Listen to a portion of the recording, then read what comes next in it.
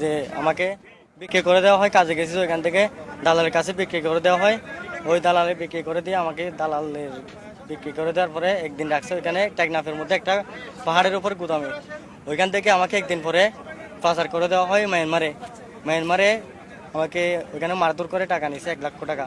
1 লক্ষ টাকা নেওয়ার পরে আমাকে 8 দিন 9 দিন পরে আমাকে আবার বড় বোর্ডে উঠে দেওয়া হয় যে নাকি মালয়েশিয়ার বোর্ডে, ওই মালয়েশিয়া যাওয়ার জন্য বোর্ডে উঠে দেওয়া হয়।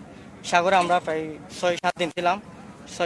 7 দিনের মধ্যে আমরা ওইখানে মিলিটারির কাছে ধরা খাইছি। ধরা খাওয়ার পরে আমাদেরকে জেল মারছিল, জেলে আমরা 2 বছর পর্যন্ত ছিলাম।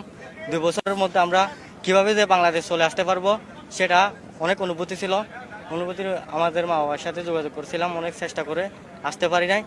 এখান থেকে বাংলাদেশ নৌবাহিনী গিয়ে আমাদেরকে উদ্ধার করে নিয়ে আসছে। বাংলাদেশ সরকার এবং বাংলাদেশ নৌবাহিনীকে আমার পক্ষ থেকে অনেক অনেক ধন্যবাদ। মায়ানমারে 2 বছর জেলে ছিলাম। 2 বছর জেলে বাংলাদেশে আসার জন্য অনেক অনুরোধ করতাম, তাই বাংলাদেশের নৌবাহিনী সমুদ্র অভিযান জাহাজ এসে আমাদেরকে ফিরে নিয়ে আসার পর নিয়ে এসেছে। বাংলাদেশ নৌবাহিনী সরকারকে আমরা ধন্যবাদ জানাই। অনেক কষ্ট কাটাইছি স্যার, অনেক কষ্টে 2 বছর কাটাইছি। যে বাংলাদেশে আসার পরে, এখানে আসার পরে আমাদের অনেক ভালো লাগতেছে। বাংলাদেশ সরকারকে অনেক ধন্যবাদ, কৃতজ্ঞ জানাই।